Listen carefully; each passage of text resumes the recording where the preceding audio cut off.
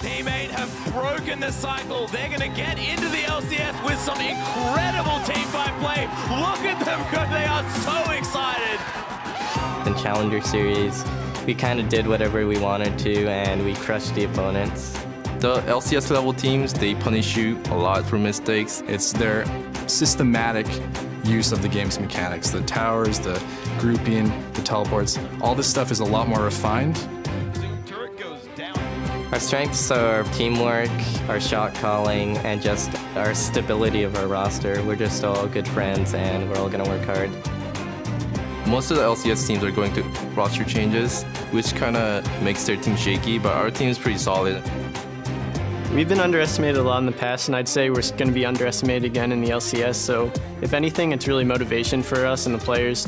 I do know that community is kind of putting us into the last 2 spots, so we definitely need to prove them wrong.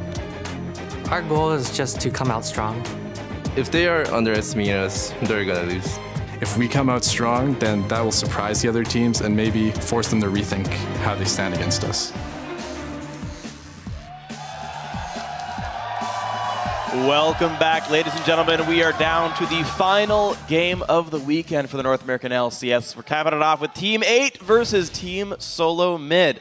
And for the defending champions of TSM, well, they show that they are still the team to beat, and this crowd pretty excited for them too. Yeah, they're still a fan favorite, as they probably always will be. And yeah, against Cloud9, each team member turned in a solid performance, but it was really Bjergsen that carried them into victory. A throwback to the spring split of last year. And the turnaround began in that game when he killed high in lane 1v1. And after getting knocked out of IEM San Jose by the Unicorns of Love, it does seem like TSM is kind of back on their feet to hit the ground running here in the LCS. Yeah, they're looking pretty good, and I want to see their showdown against Team Liquid next week. But meanwhile, they've got more opponents in front of them. Teammate is going to be looking to rebound after the day 1 loss, and we've seen some rebounds before, but it went really badly. In Champion Select, of course, the team picked themselves into a corner. They gave CLG pretty much a dream composition. They got all the contested picks anyway, and Teammate never fought themselves out of that. Yeah, one of those not-so-good team compositions. The coach did hold himself responsible, though. He actually took to Twitter afterwards saying, quote, "I messed up. No excuses. It won't happen tomorrow." But it's too simple to put all the blame on the picks and bans as well. You also have to look at the play that was shown in that game. Maple Street, despite having Corki, didn't necessarily have a good laning phase. He was down dozens of CS early on in the game to double lift, even with one of the strongest laners in the game against a Trist. So he's got to do better than that in the LCS. I agree. We're going to have to see if these guys can keep themselves going and actually bring themselves back up here in their second game in the LCS.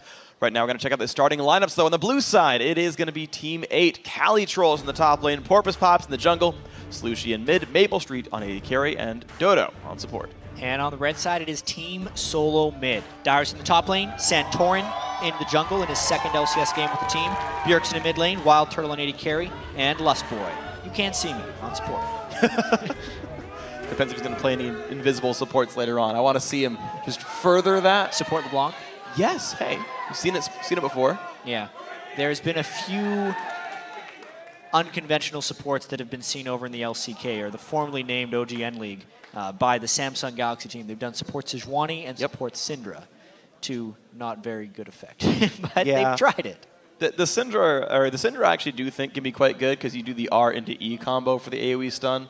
Sejuani I think is like a bad version of Leona as far as supports go. Like, I'd rather just beat Leona. It's a Leona who can hop walls. As you can see, there's a slight delay. One player had to restart his computer to fix a technical issue, so we should be into the game fairly shortly. But because we're not obviously into picks and bans or anything, it's not one of those pause scenarios. The teams can still freely talk with each other. Yep.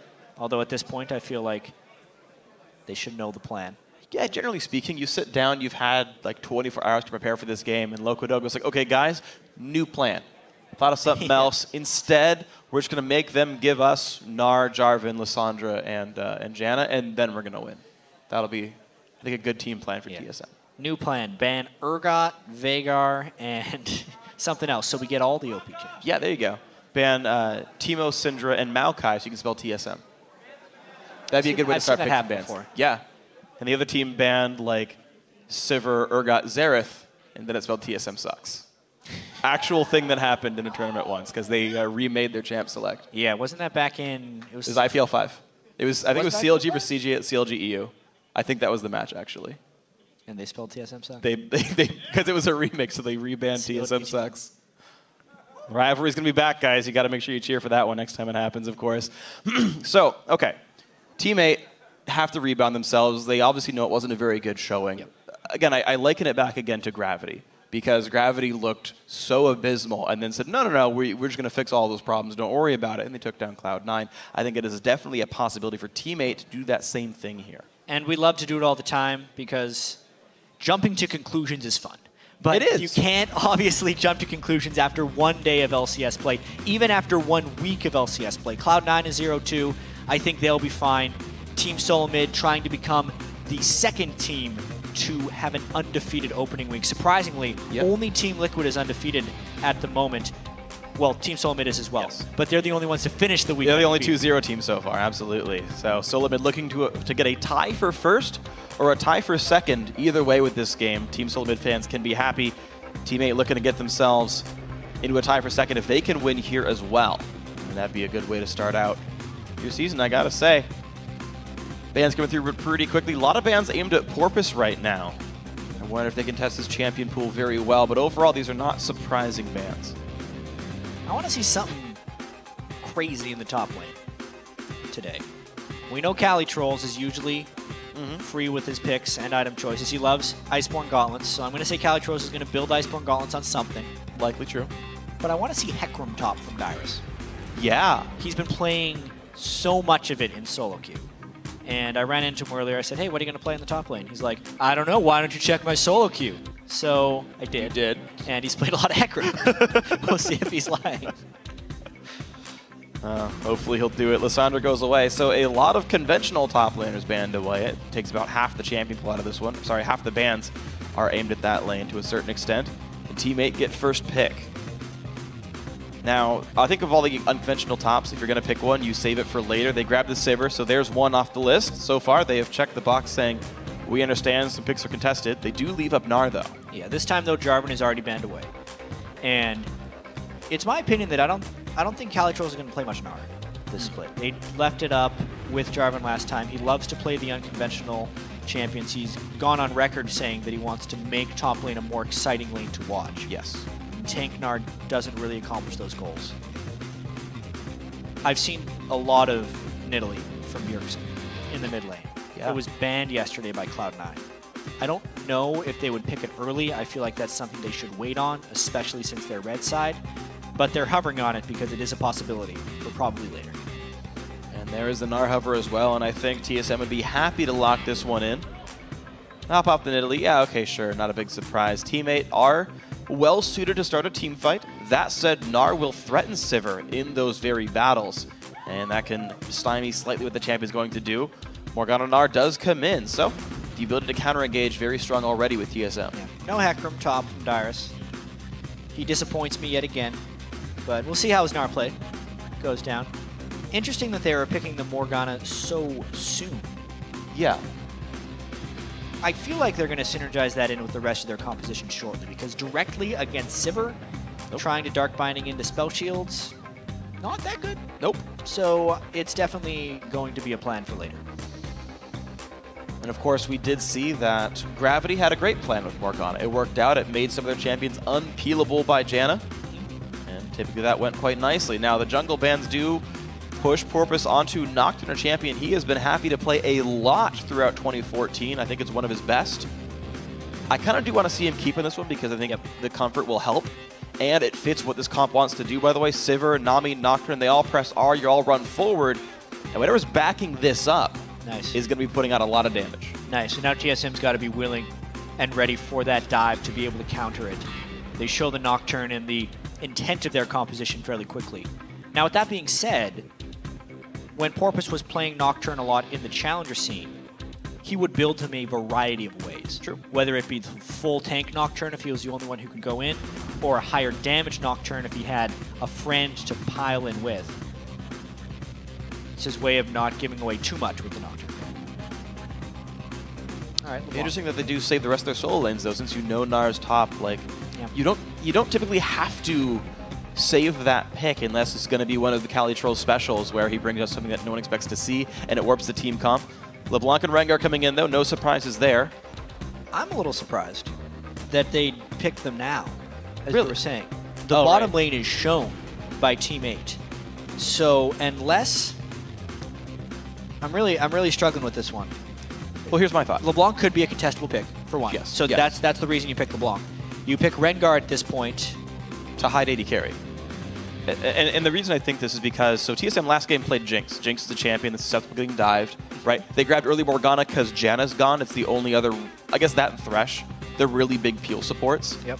TSM seems very happy to build themselves around Wild Turtle. He was carrying them on Tristana in the playoffs. His Jinx has been good so far as of yesterday. If they keep playing hyper carry ADs, they want to make sure the lane matchup's okay though, or the mid laners and top laners that might be threatening him aren't going to be too scary. Maybe that's the way you go about it. Yeah, well, now they get the whole picture from Team 8. It's nothing surprising, actually. They got a bit of a ball delivery system, Nocturne plus Ori, a lot of move speed, a heavy amount of dive. I'm wondering where the synergy of Team SoloMid's composition is going to be coming in here. Because at the moment, it's a couple Assassins, a Morgana, Gnar in the top lane.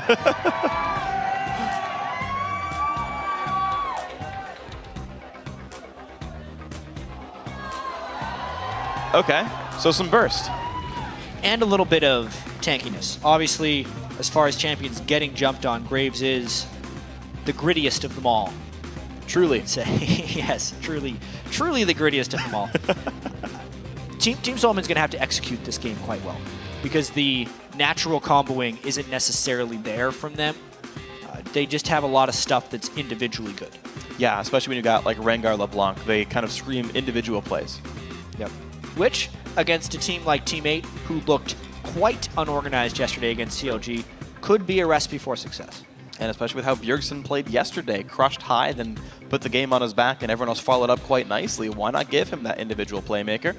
So TSM, they've got some team fight power, but a lot of ways to, again, exert individual pressure themselves. Team 8, very team fight, very dive focused, 2 ways to do ball delivery, a tidal wave to follow up, and then you hope the damage is high enough. Obviously, Loco Doco's picked his team composition for Team SoloMid. Matthew Schneider has picked it for Team 8. Shake hands. As we're about to close out week 1 of the LCS. It's going to be the finale here for the weekend. I do have to say, it didn't happen again. They managed to pick a comp, referring to the CLG game for Team 8. Sorry. That's true. It's a 8-minute-old reference, but they managed to, I think, put together a reasonably good team composition. Yep. Didn't give away too many contested champions, and they're going to have a fun time in this matchup. Guys, it is your time at home to weigh in this game. Who do you think is going to win? Tweet hashtag T8win or hashtag TSMwin to @LOL Esports over on Twitter. We're going to update the fan poll shortly. Keep that going throughout the game. And the crowd is ready to go. Game 10 of Week 1 of the NALCS. Can TSM reach for first place? Can Team 8 keep themselves out of the bottom? We're going to find out. And also, are we going to see any type of lane swapping right here? We've been seeing a fair bit of it in the last few games and a lot of scouting awards. Team SoloMid did not have a good open to their matchup against Cloud9. They were out lane swapped. They're going to want to improve their early game because their mid game and team fight execution was very strong. So if there was anything to work on last night for TSM, it would have been a solid early game plan. Let's see what they have ready to go. Right now it's invading in the jungle. They know that ward's down, and they don't clear it in time. They really know the porpoise is there. TSM happy to go for the 5-man invade. They actually ping back. They've got wards that spot that the invade happened from Team 8 on the other side of the map. Looks like both teams will get plenty of vision coverage over the western and eastern jungles. Lane swap scout ward, as we usually see, if a lane swap is at all suspected. And now I wonder how the jungling is going to be done, or if we see a lane swap at all now. Team 8 ends up sending their lane top. Maple spotted. And TSM will allow themselves to walk into the bottom lane. Now, both teams will be there in time, of course, to build a freeze for themselves. The one thing I do want to caution is that Dyrus is much better suited to sit in a 1v2 lane and absorb experience in gold than Calitrolls is by being Gnar. True. How much double jungling will happen here? That's really the last question we have for this early game. Prior to the Waves meeting, TSM had a very slight edge because they were the only ones that knew for certainty that the lane swap was happening. Their teammate was operating under a set of assumptions, but they assumed properly with the double jungle start. The mid laners so far trading equally. Here's a pretty big difference. Santorin is solo jungling after the double gold, whereas Dyrus is holding in the lane against Sip. Yeah. Exactly. Well, Dyrus is taking plenty of damage, though. Dodo, I didn't see what skill he started. He did start with the heal, so he doesn't even have the CC to really punish the fact that Dyrus might look for CS here. I'm a little surprised Dodo started the game with W. He should never skill up before he sees an opponent. The W, while it can harass well, I think if you're really trying to shut someone down at the start, slow him down for 3 seconds. Could be. I guess I can see an argument because it is harass. Sure. Harassment base, and they're really just trying to get him low for when they level up again. And you're not going to land more reliable harass than the double. That's fair. So okay. I think that's fair. Okay. Double jungle continues. Level 3 for Porpoise. Level 2 for Calitrolls. They're running to the top lane. 4 men up here. And here's the interesting thing. Aurelia actually has the red buff, whereas Porpoise has the blue buff. Oh, cute. So double teaming with a few buffs here. They're going to want this. Dyrus has no health. Bubble's going to miss. Aggro pulled by Dodo. Runs away with one more turret shot. He's going to get away just safely. The flash. Whoa. Dyrus gets feared. Porpoise going to grab the kill. Great start for Teammate. Nice flash follow right there by Teammate. And a pretty questionable decision there by Dyrus. Lane swapping is one of the oldest tricks in the book for a very experienced player, and to stay that long as an under-level Gnar without support backup, less point needed to be there, or Dyrus needed to have his flanks warded. Otherwise, he's going to give up first blood like he just did. And he boldly teleported back into the lane. I've seen games where you TP back in and die right away, and the team stays for you. Thankfully for Dyrus, not the case. What I really enjoy about that, by the way, is it exemplifies the metagame of lane swaps, in that everyone has assumed like rules around how you play one. Teammate cycled all the way back to, well, yeah, Gnar absorbs XP, he's ranged. So shove in and dive in 4v1. That was the old school version when people stopped going to lanes. Absolutely. Speaking of lanes, Santorin coming gank. Did he land the root? Yes, he does. Lucy locked in place, gets slowed down. A little bit of damage for his flash. Could even talk about that lane swapping meta a little bit more.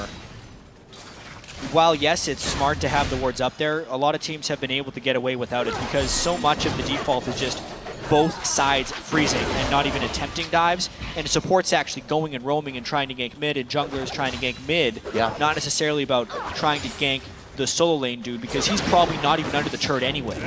But the instant Dyrus tried to counterplay that a little bit by saying, okay, if you're only going to have an AD carry here, I will lane against him as Gnar, which I think was the initial plan when he decided not to continue with the double jungle, because the expectation that Teammate was going to roam with Nami, and I know we're getting really nuanced right now, but that's what lane swaps are. They're one of the most nuanced and complicated things about League of Legends.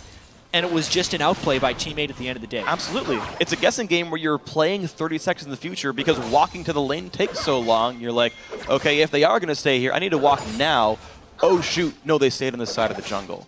And it all, came crashing down. For reference, Cloud9 did that both their games today. They TP'd in the lane right off the bat, and they got XP for it without getting punished. So, good play by Teammate. Played on the game nicely, and they sit, actually, by the way, equal gold because TSM are laning so darn well otherwise. Where's the advantages actually? You can see only 4 CS advantage to Dyrus, 7 CS for Turtle.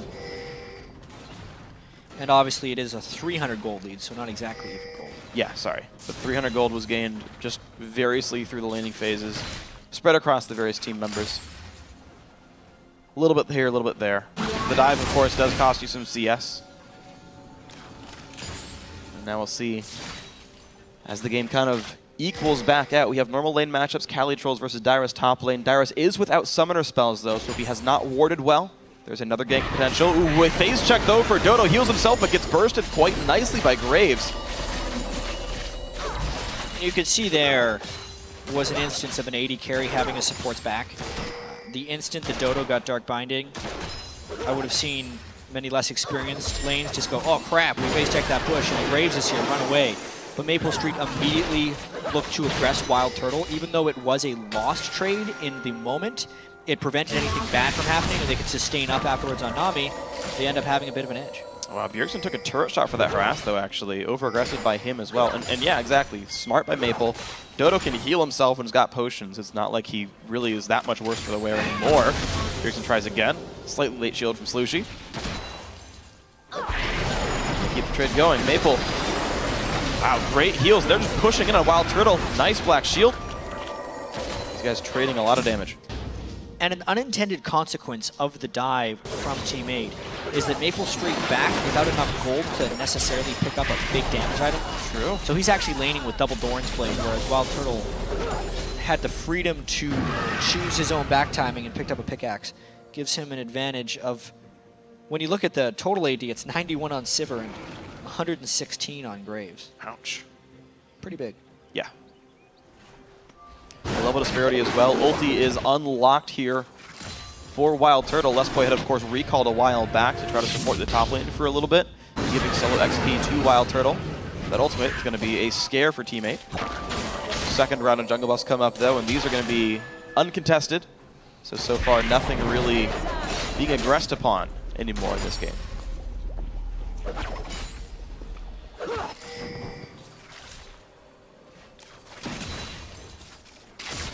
You can also see Santorin looking for his first gank on the feared NA Rengar, but he is a European jungler who, as we've seen, have actually had a little bit of success on Rengar as he's coming to the North American LCS. He'll be looking to gank for Bjergsen, and I really wonder how much the fear of Rengar will factor into the way Team 8 plays these lanes. And keep in mind, Slushy's flashless for a minute. This is around the time that Bjergsen aggressed onto high yesterday. He got the blue buff, started playing aggressively. Well, the blue's up. Santorin's starting it. Flash is down for 30 seconds more. This is the window that TSM would probably want. I actually like the interaction of Nocturne versus Rengar until Rengar gets off his first game, because he's one of the other junglers who follows very similar rules, actually. Oh, yeah. One of those guys you can't necessarily ward, can gank easily through the lane, and you're always trying to counter gank. So watching Santorin and Porpoise play against each other, knowing that they're probably not going to spot each other, and just reading the lanes and the posturing to try and guess the gank is pretty fascinating. And there's even extra bits thrown into the mix, just to kind of add to the complexity. Porpoise got first blood. His upgraded jungle enchant's already here. He even went Stalker's Blade. So the actual combat power of Porpoise Pops, I would hazard, is higher. Maybe even furthering the threat of a counter gank if Santorin went aggressive here.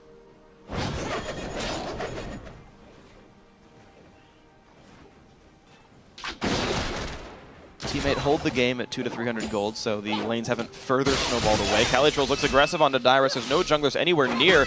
Cali happy to do plenty of damage, though. And the re-engaged Dyrus wanted to turn in with Hyper, but Calitroll says, my ultimate's good.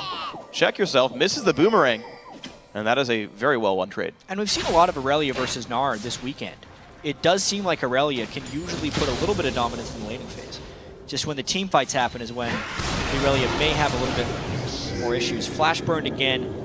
Not a good syncing there between the two. If Bjergsen was going to be all-inning, you would want Santorin to arrive with the root as Bjergsen flies in. But I think that was an instance where Bjergsen saw the opportunity and Santorin tried to react to it, and it just looked a little sloppy. Yeah, just slightly missed. And of course, Slushy did see the exclamation point over his head. He didn't have a new quest. He just got told that Rengar was in fact in the vicinity. That is a down ultimate for a few minutes here. Giving a bit of breathing room to Porpoise Pops. TSM's going to all in shortly because they are waiting for it. And there's the attempt, the flash ulti, and they find Dodo. Maple Street breaks the bond, pops the ulti, no stuns at all. Here comes Bjergsen, but where's Nocturne going to come from? The ulti hits almost nothing. Out goes Bjergsen. No counter gank available, though. Yeah, they spell Calitrolls. Hold on. Well there. Onto the turret. I thought he might have died there. Oh, there's a dive! There's Porpoise Pops. He catches the fear, but can he kite it out well out of the turret's doing so much damage? Porpoise goes down, gives up some gold back to Dyrus. Tough break right there. You could tell he was ganking there so aggressively. Oh, shockwave by Slushy. Who made nothing. He was ganking so aggressively in that top lane because he knew the Rengar ultimate was on cooldown, so the counter gank threat was much lower, but it ended up being so aggressive that he dies to the turret. Still is worth it, of course, with the assist gold and whatnot, so I can't fault Porpoise for the plays, but Darius is the only guy getting picked on. It does put Calitrolls ahead here. It's a 1-0-1 Aurelia.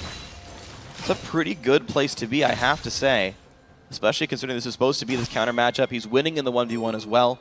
TSM might need to skirt around the fact that Calitrolls can leverage a top lane lead.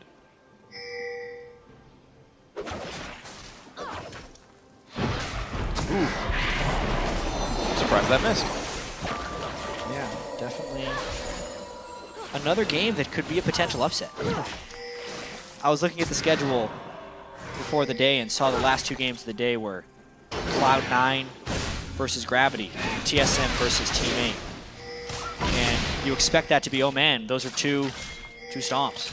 Sure. When you're looking at the perceived strength of these guys. But we just saw Gravity take down Cloud9 early on in the game here. Team 8 sticking with TSM very well. Even CS in the mid lane by Slushy against Bjergsen's LeBlanc. Very impressive for sure. Calitrolls. Wow, Calitrolls keeps spotting him out. Half health, Dyrus can stun, doesn't want to just yet, hops off the Scuttle Crab. Nice awareness by Dyrus. But of course, Calitrolls is rewarded with a kill on the Water Hamster. Santorin looks mid, hold on. Exclamation point there, Slushy's gotta be careful, does not dodge the chains, Shockwave comes in, but he's gonna go down. Now is the Fear enough, forces the flash. Here's the teleport, Calitroll says, I dare you. Now can he spot Bjergsen? He's nearby, but no boots. And that was the play TSM wanted to make here. Any way the TSM can get Bjergsen rolling is usually a path to victory. This time they sync up properly. Flash was down for Slushy. They closed down a nice kill. The repeat attempt, they knew they got that 5-minute cooldown gone. It's still halfway here. The repeat visit greatly done. Well, Santorin will just clear his camp, he's all right. He stays with the Trailblazer as well, by the way, really wanting the jungle clears. Rengar is one of the types of champions who doesn't really have an issue getting on top of you. And he will not need assistance from the Chilling Smite. And on top of that, you really want to remain at full health on Rengar. That's true. The Ranger's Trailblazer will help slightly for the clear speed and the health. So, seeing the items varied up for these guys. And it's really just been a game around the big ulti cooldowns of the junglers. Porpoises is back up. He doesn't even have to head off the blue buff to Slushy, so he is enabled anywhere on the map. And I actually wonder, seeing Orianna over there, do they guess that Nocturne's topside? Nope, they see him. Don't have to guess. They can know. They do know.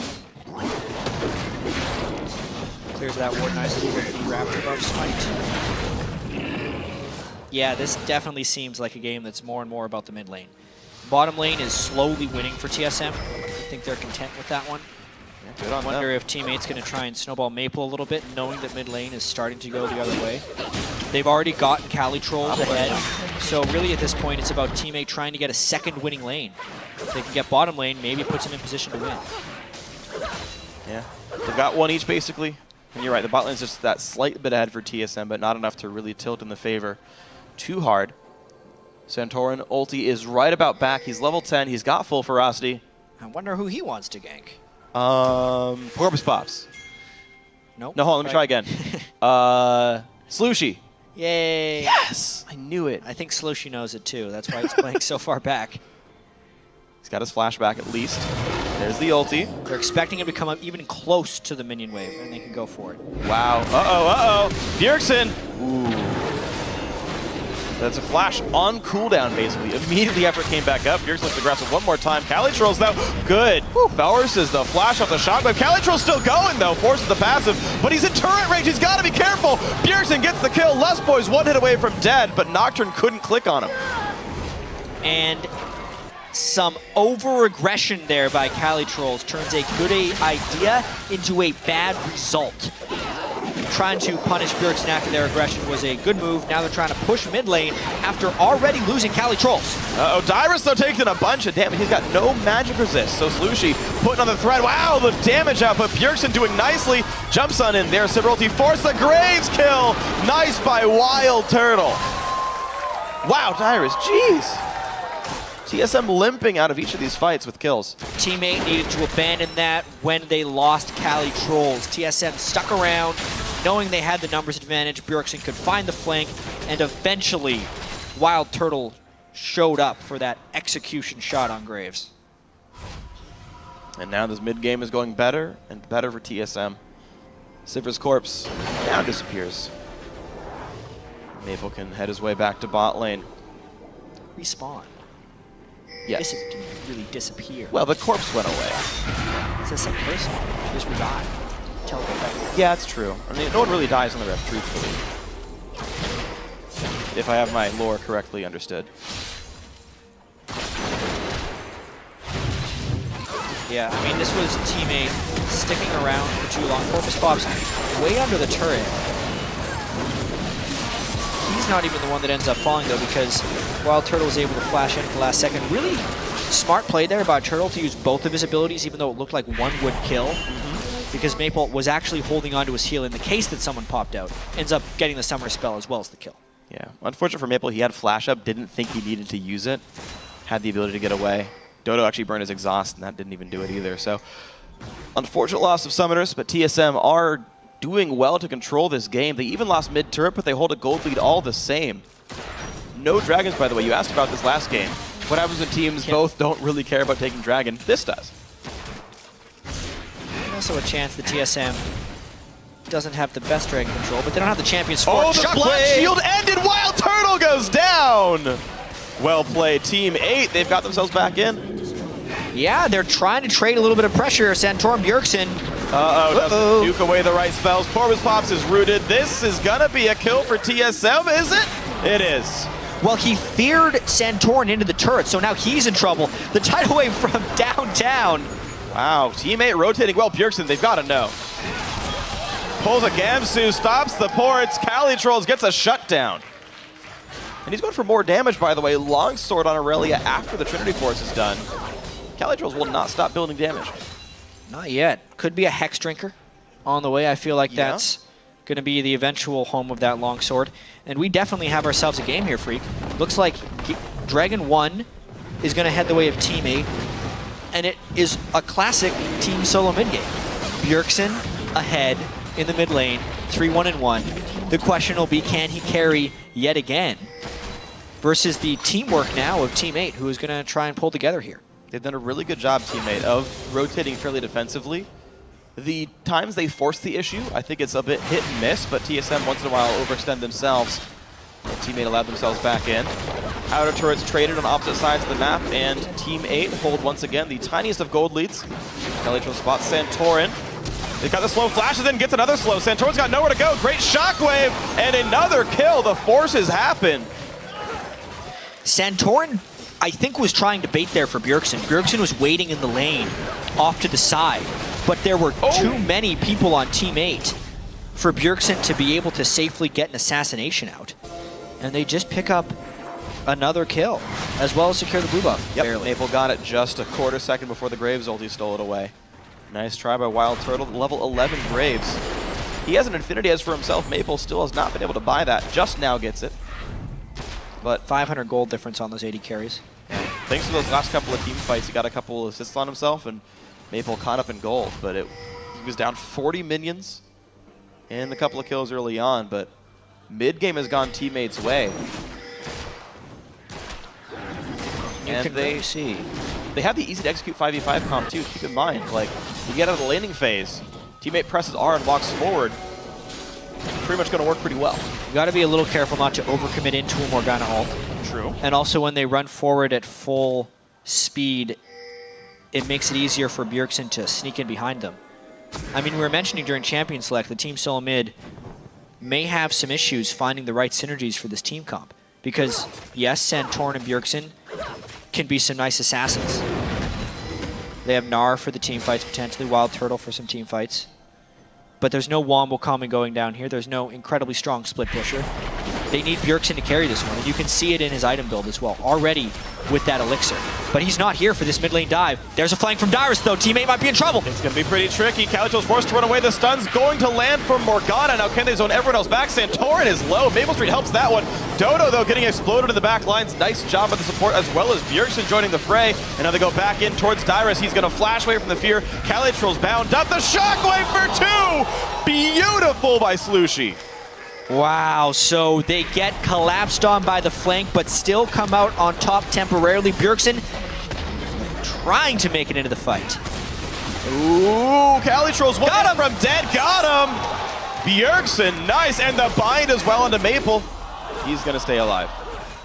Nobody saw the end of that fight. Bjergsen played it perfectly with the kill onto Aurelia. But really, very, very close game. After that one, Bjergsen comes out with even more gold. But Teammate comes out with the win, honestly. They get 2 kills as well as the turret. And they kind of tested the waters there. What happens if we run headlong into the turret and get flanked? Sure. By Gnar and LeBlanc. Right here, I mean, Calitros commits so hard, but actually avoids taking turret shots, if you can believe it. Just the work he did by himself, taking 3 people near half health, was impressive. But really, the story of this fight was on the backside. Dyrus and Bjergsen flying in, and just the collapse that could potentially happen afterwards. Everyone thinking they were in safety until Slushy lands this awesome shockwave. He left the Orianna ball just tucked behind the wall, so it was but a short move to get in range for that shockwave and catch TSM off guard. I gotta say, one thing that is strong about Teammate, and especially champions like Aurelia, whom I really like in team comps right now, is that they are able to pivot really well. We talked about pivoting during champion select and editing your team comp, but pivoting during team fights, when you have these hypermobile assassins, champions that can actually do things when the first wave of cooldowns go down. Nocturne joins into the back line. Dodo adds some slows. Slushy saves his shockwave and isn't blown up first. This second win for Teammate allowed them to come back into the fight even after Bjergsen picked somebody off. Blue team's turret has been destroyed. Now, that man himself is split pushing bot lane. Of course, a great duelist on LeBlanc means he can push. And Team SoloMid is trying to use Bjergsen as their split pusher. They know that LeBlanc can probably win an extended 1v1 against anyone. And Teammate needs to make quick work now that they know they don't really have an answer for him either. They send Calitros back, and they get a turret. One rotation there by Teammate. They trade top lane tier 2 for the bottom lane outer that Bjergsen was happy to push. Unknowingly, Teammate was already headed top lane. The map movements are so much better for Teammate. This game was, and has still been, incredibly close in gold. And actually, hold on, Bjergsen with his Sorcerer's Elixir, destroying the outer turret himself. There's Calitros, gets a slow. Nice juking right there. Help, there's Nocturne. The tidal wave off on the side. Bjergsen gets away. They fake the black shield. They commit to it. They realize it's not the real one, though. Dodo goes in. He bubbles Santorin. Lustboy goes down without the stun from the Soul Shackles. Calitros forces the team away. Dragons in 30 seconds. TSM just had to tuck tail and run away. Some great initiation from Calitrolls to get Bjergsen to half health without taking any retaliation. Once the main threat of TSM was out of the fight, you could see how recklessly Teammate was allowed to be. Just with the general goal distribution, unless Dyrus is in Mega Gnar, there's no threat there. And that's a bad sign for TSM. And no front line on the disengage, a bit unreliable.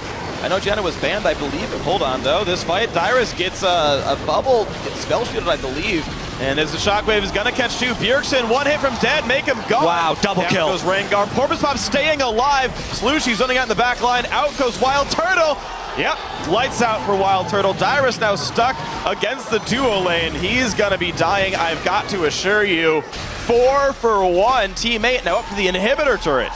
Slushy is taking over this game right now, catching Bjergsen in that shockwave. Despite the heavy gank pressure in an attempt to keep him down in the early game, he is turning into this teamfight phase amazingly. They're going to get this inhibitor down against TSM 26 minutes in. Absolutely beautiful. Respawn's coming in now. Ulti's up for Santorin if he wants to go aggressive here. I can't imagine they want to, but keep in mind, health bar's low. TSM can rush something off the Nexus. Yeah, maybe they try and go and get that first dragon. Oh, this is risky. They hadn't been prioritizing, or they go for a few kills. It's risky for both teams, though, because TSM has no vision control in that jungle. So Teammate as long as they recalled in synchrony, would have been able to go back to base just fine. It was scary. It was scary. The pause is obviously for a technical issue. We'll get you the word on exactly what that issue is shortly, because the game really just fell into teammates' favor, really, in that last fight. It absolutely did. I mean, this is what's really incredible. And we saw a comp like this, because I keep harkening back to prior games and how they were played before. I believe it was actually Cloud9 versus TSM. Cloud9 running the Sivir team, TSM running a fairly similar comp where they were very mobile. They could kite around. Bjergsen was on Ahri instead of LeBlanc. And what TSM was able to do in that game was stymie all the Sivir dives, all the engages. C9 could never get it on them. Yeah. They'd run away. On Morgana instead of Janna, that doesn't seem to be as available. You can run into a Morgana ulti, but if you kill her, who cares, right? It's not like Janna is monsooning you all back, and this very headstrong diving in team is bursting through the disengage tools. Well, we've kind of seen this 2 games in a row. If we factor in Cloud9's defeat as well, they were not able to peel the stronger team fight team. Well, not even team fight team, the stronger diving team. Yeah. And the priority targets were falling down for them, even though that's not even necessarily the case. I mean, Darius has been dying in some of these fights. We actually have a replay of this last fight in the blue buff. We can just roll this real quick. And this was Slushi just destroying TSM, because it was a bit of a sloppy fight as they waited for the damage to get here. But the fact that Slushi caught Bjergsen in that shockwave devastated Team SoloMid. Even the tank Rengar, because he was all armor, couldn't do anything for it. The chase down from Calitrol, since he was the guy who was pulling ahead in the early game, has been a pillar of strength for them to take with them this entire game. And there's one thing I noticed in that replay that I don't see happen enough, and it's that Orianna, when she wanted a shockwave, cued the ball off of Porpoise Pops before the ulti. How many games have you seen where you shockwave and your jungler flashes out? I've seen that probably once a week in the LCS, where shockwave airballs because your target had to escape the fight. Slushi pulled the Q off, pulled the ball away, guaranteed where it was going to go from. I don't see it very often, at least not as often as I feel like I should, and made sure the shockwave landed. Yeah, one of the luxuries of being in range, because the threats from TSM were not necessarily there, and they knew there was no assassination threat from Rengar. Just so you guys know, the reason we're paused here, Dodo 8's audio completely cut out in-game. So they've been working on getting that situation fixed before we go into this. Knowing Team 8 is on the brink of defeating Team SoloMid here, I think we're about ready to get back into the game. Or if TSM can come storming back. Definitely have the chance to. I'm seeing in-game chat right there. Looks like both teams say that they are ready. So it appears to me that the issue is fixed and the teams are ready to get back in. So we'll be probably starting the game in about 10 seconds from here. And this is going to be tense. So Team 8, how many times have we seen novice teams, new to the LCS teams, stall out when you're so close to winning? They've got an inhibitor down. You'd think they'd have control of this game, but we have seen so many games start like this and then peter out. At least a baker's dozen times. 13. So, or more. Or more. You did say at least. Yeah. It's a very common thing. This game is by no means in the bag for Team 8, especially after this pause. Obviously, it's a technical issue, but the momentum they had carrying in to that pause was huge. Now they're giving up a dragon because that was going to happen anyway. They were not able to communicate during that pause. I wonder if their mindset changes a little bit. Will they still be willing to dive, or will they dive in the right situations? And as TSM equalizing now at 1 dragon apiece. So Bjergsen, who is already the carry of this game, just got 6% more ability power. His ability to one-shot people just that little bit higher. Slushi likely to be an easy target to this DFG nearly Void Staff of LeBlanc. Calitrolls with GA might be able to survive that, but doesn't have the item yet. They're actually looking at a Baron rush here in complete They shockwave the Baron for damage? Well, he did use it. Yeah. I didn't realize he had cast it. Hey, they're going to get it, though. Wow. That's, down it goes. That's going all in on the Baron right there. They use their Orianna ult to damage Baron. For the 600 damage it adds. I want to know if that was intentional or if it was a misclick, because, wow, that would be not wise in my opinion, but they did get the Baron. They did, and hey, just a couple of cooldowns away. It's all the way halfway back from being up. Teammates still have some bookkeeping to do. You've got to push Darius out of the bot lane. The red buffs respawned as well. Teammate can take the next, let's say, minute or so to get everything situated, and then probably try to aggress. Sorry. They don't even want the red buff. They're going top lane already. Teleport is going to be up for Cali Trolls. He can rejoin the team up there. He's going to get his own red buff as part of this. And it's only a 68-second cooldown on Shockwave with his current level of CDR, so he'll have it up for a fight. And TSM will never know that it was down. Yeah. Worth. Super worth. That's glorious. There it is. Slushy's Shockwave is back. He made the right choice, guys. Blue Elixir on him. Adds true damage every time he attacks a turret. With no internal cooldown at all, so it just he becomes an extra special siege tool here. Calitros did not actually invest in grabbing the red buff, wants to get the wave under pressure. He values that higher, essentially. We're just setting up the split push pressure, which was actually the expected play with the Baron buff. Even though TSM is supposed to fight a team with Baron buff to get rid of it, they need to go in 5v4, but they're just not at the moment because they don't have the tools. Darius is not in position to flank. The Rage Bar is building up, though. Bottom lane is going to be going down, but Darius is about to hit Mega Gnar. If they want to defend this inhibitor, the time is rapidly approaching. Darius managing his Rage best he can, but he's holding the mid lane wave, so he's going to pop that Mega Gnar. The pass is going to go. Yeah, he's already Mega. Yep, so nothing to he's trying to base gate, but there's a ward right outside of it. And they have no answer for the other side of the split push. This is what teams expected to happen with this empowered Baron buff. Wow.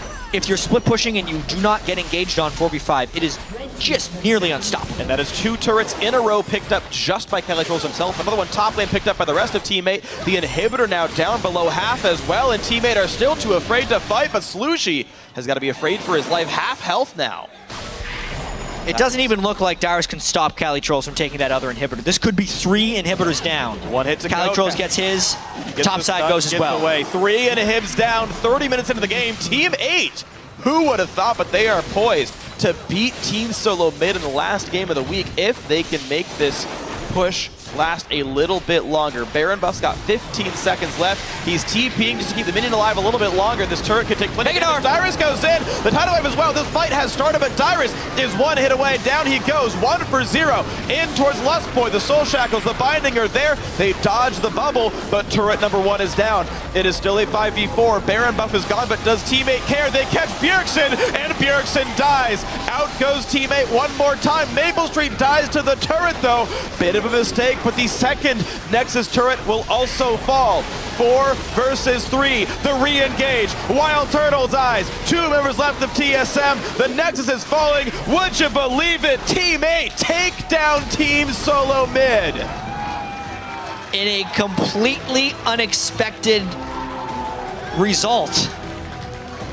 There's only 1 undefeated team after 2 games apiece in the LCS. Team 8, after falling yesterday to CLG in what they called a very poor pick ban phase, recovers here. Takes down Team SoloMid in 31 minutes. 8 teams in the North American LCS are 1-1. Yeah. A gigantic 2-way tie, or tie for second, I should say. Team 8 making themselves one of these teams tied for second. Welcome to the North American LCS, guys. Everyone can beat everyone else. You may have favorites. Yeah, Teammate mentioned how they, before the game, how they think teamwork is one of their greatest strengths. They showed exemplary teamwork this game. Slushy in particular, just surviving the onslaught from Bjergsen and Santorin, LeBlanc and Rengar trying to gank that mid lane time and time again. But Calitrolls was able to use his early lane advantage from the dive over Dyrus, impact the map in the right way. Slushy could get a few shockwaves going. Then, because he was fed on Orianna, could neutralize Bjergsen's LeBlanc. And they just take the move speed and the teamwork to victory. And it was incredibly impressive, I gotta say. I think this was the pick and ban phase that Teammate was looking for when they fought Counter Logic Gaming. Now, to pick specific examples, the Irelia was banned against CLG. Yep. Now they had to bring it out. They let the Gnar get picked, but they wanted to bring Irelia. They wanted to play Sivir. I believe they first picked it. They banned the Janna to make sure the hard engage could work. They've got all these other interesting contested junglers available, but we have Porpoise going for his Nocturne. Yeah, the it worked really well. He wants to play specifically in this composition. so much of this worked out. We're seeing one of the only Namis we've seen, the only Nocturne we've seen, one of the very few Orianas we've seen, Teammate bringing out their own composition, these largely uncontested champions. You pick a couple because you want to. It's a good idea to grab a couple of these, but and I think a lot of it just it comes down to the in-game play. Yeah. Maple Street, even though he didn't have a great showing in lane, played safe enough, didn't fall behind, did not die to ganks, and then was the supplemental move speed for the rest of the team in those fights, which is the reason you pick Sivir in most situations. Right, 2, 2, and 6. The assists are fine. It's all he wanted to do is get his team in there. They did it. Congratulations, teammate. So another big upset finishes off week 1.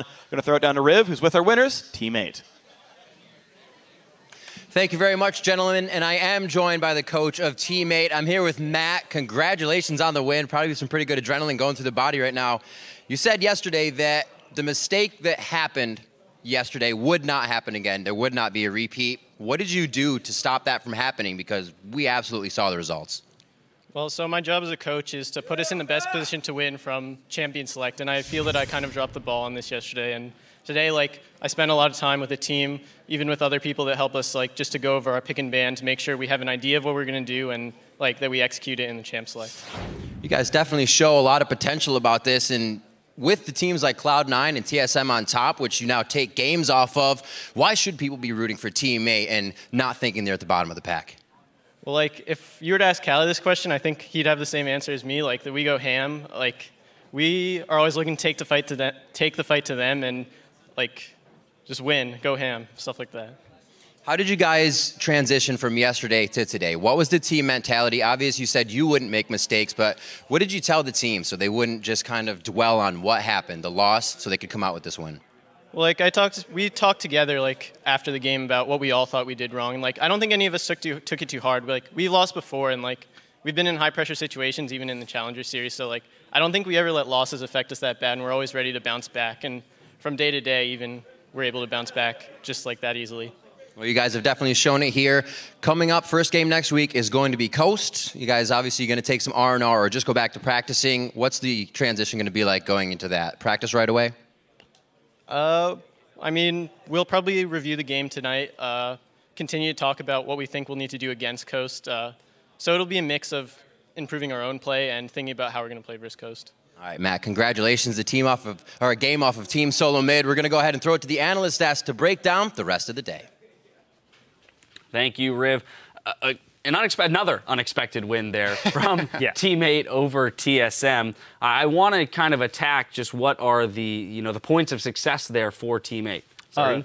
It started in Champion Select too. They first picked the Sivir for Maple, so he was in a good spot. And then they just kind of built this composition that was just comfort champions all around the Nocturne, even though it's not quite in the meta, still going over to Porpoise Pops. So then they camped the top lane, they camped Dyrus, the strong lane for them with Kali trolls in it, got him rolling, and then TSM tried to camp middle, and Slushy just played really safe, flashed away from 2 ethereal chains that didn't land, and they transitioned beautifully into the mid and late game.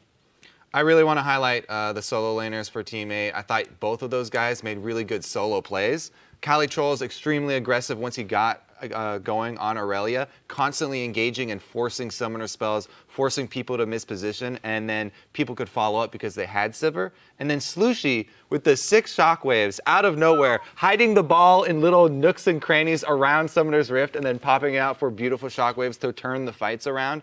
Both of those guys really did a great job to bring it home for the team. And kudos to the coach, I have to say, for recognizing the failure from yesterday, copping to it, and then making the adjustment. We saw a huge turnaround, and I want to throw this to you, Kobe, because on day 1, you had made the point of, the veteran coaches were going to be the ones that we saw make the biggest difference. But I think here we have an interesting case of somebody who's learning quickly and correcting the mistakes, coming back with a strong composition that allowed the team to pull out the win. Yeah, I think the comp was strong. A lot of it had to do with increased play, I think. Really good play from the players. Yeah, some fabulous execution. So again, congratulations to the guys on Team 8. And with some wild games and a couple upsets, here's how the teams are stacking up. Alone at the top, we've got Team Liquid with a perfect 2-0 record. They're followed by the bulk of the league, 8 teams for second place with 1 win and 1 loss. And surprisingly, sitting in last place is Cloud9. And there were a few figures who stood out this week, and they are this week's OP5. In the top lane, it's Chris from Team Coast. He escaped day one without dying once, and today proved he can be a bully in the top lane. Then, of course, in the jungle, the king is I Will Dominate. All right, yeah, dominate in the jungle. I want to give it to him just because yesterday he did a great job on Nunu, not only controlling the jungle, but also countering Rush's moves. This hyped up jungler coming in, it's going to be super aggressive.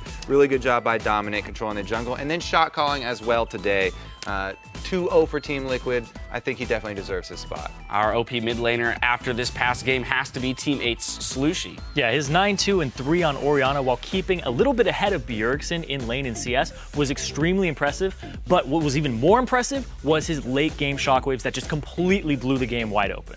And claiming the honors for AD carry is Keith. He stepped into cover for a world champion, was entrusted by his team, or his comp built around him by the team, and he delivered. And then finally, our OP support has to go to Xpecial. Yeah, Xpecial did a great job peeling for Keith on that Janna, a substitute player, working with him really well in lane as well. And then also the playmaking initiations on Annie today.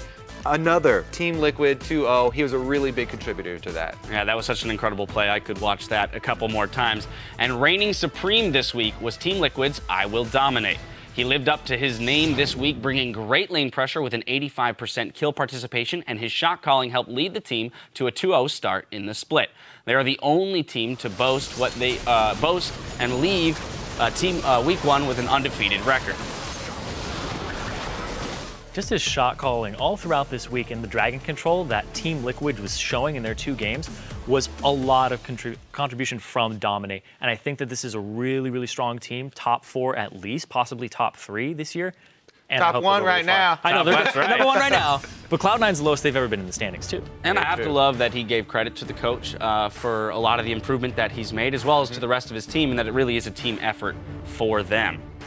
So good on him for securing week 1's MVP slot. I Will Dominate. The LCS returns this Thursday, starting with the European League. Up first in Berlin, it's H2K versus Meet Your Makers. Then Unicorns of Love will take on Giants Gaming. Then Saturday, the North American LCS gets underway with Gravity battling Dignitas, followed by Team 8 versus Coast. After that, we're looking still at, here we go, moving into the NA LCS Saturday. As I said, we're starting off with Gravity versus Dignitas, Team 8 versus Coast, and then moving on to Cloud9 taking on Team Liquid to close out the day. You can catch that at noon Pacific, 9 p.m. Central European. And be sure to tune in Wednesday at 3 p.m. Pacific time for an all-new PTL. They'll break down all the league action from around the globe, as well as expert analysis that will make you a winner in your fantasy league. That concludes our week 1 coverage. So on behalf of the entire live broadcast team, thanks for watching, and we'll see you next week.